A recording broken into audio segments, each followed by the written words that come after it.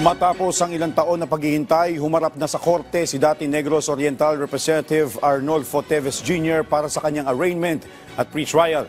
Ito ay ilang araw lang matapos maibalik ang kanyang kustodiya sa bansa. Si Luisa Erispe sa sentro ng balita live. Luisa? I invoke my right to remain silent. Joshua, yan ang tanging sinabi ni dating Congressman Arnolfo Teves Jr. nang binadsahan siya ng sakdal sa korte ngayong araw. Dahil naman dito, ang ipinasok na plea ng korte para sa kanya ay not guilty. Maagang dumating si Teves sa Regional Trial Court ng Maynila para sa pagbasa ng sakdal sa kasong illegal possession of firearms na isinampa sa kanya sa naging raid sa Bayawan, Negros Oriental noong March 10, 2023. Inalalayan si Teves ng mga tauhan ng National Bureau of Investigation. Mag-aalas 9 naman ng umaga nagsimula ang arraignment at pre-trial at magkabukod na tinanong si Teves ano ang kanyang plea sa kanyang mga kaso. Iisa lang ang sagot ni Teves nang siya ay tanungin, I respectfully invoke my right to be silent. Ibig sabihin, tumanggi siya na mag-plea sa mga kaso. Kaya naman, ang korte na ang nagpasok ng not guilty plea para sa kanya.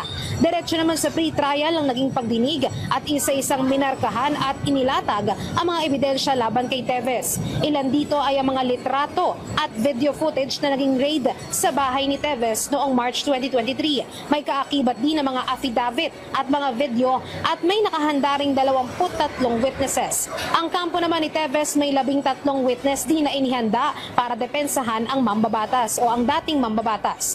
Naging mabilis naman ang paglilitis. Ilan lang sa ginawa ay inischedule ang susunod na pagdinig kung saan July 29 ang unang formal na paglilitis. Sa May 5, 2026 naman ang simula ng pagpepresenta ng ebidensya at witnesses ng kampo ni Teves. Inaasahan naman na magtatagal ng 2 taon ang pagdinig na matatapos sa June 8, 2027. Sa ngayon naman, consolidated na o ipinagsama na ang mga kasong illegal possession of firearms at explosives na isinampa kay Teves. Ang schedule din ng pagdinig ay isinabay sa trial para naman sa 2019 murder case na nakabinbin laban pa rin kay Teves. Hinggil naman sa hiling na pagdalo ni Teves via video conferencing, pinag-aaralan pa ito ng korte. Gayon din ang hiling na mabawi ang commitment order na nailipat si Teves sa Manila City Jail mula sa NBI Detention Facility.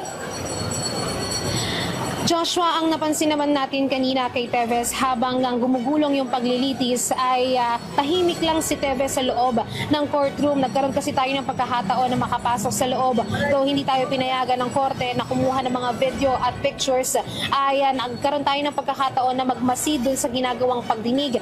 At habang ang gumugulong yung pagdinig, si Teves ay tahimik lang at medyo pangiti-ngiti pa siya sa mga tauhan ng media. Saglit naman niyang pinatanggal yung kanyang posas dahil ang iniinda niya ay masakit na umano yung kanyang mga kamay at pinayagan naman siya ng korte na tanggalin yung kanyang posas, kaya lang bago siya makalabas ng korte ay ibinalik muli o isinuot muli yung posas sa kanya. Mag-aalas 11 naman ng tanghali umalis yung sasakyan ng NBI mula dito sa korte at ibinalik naman si Teves doon sa NBI Detention Facility sa Muntinlupa City. Joshua.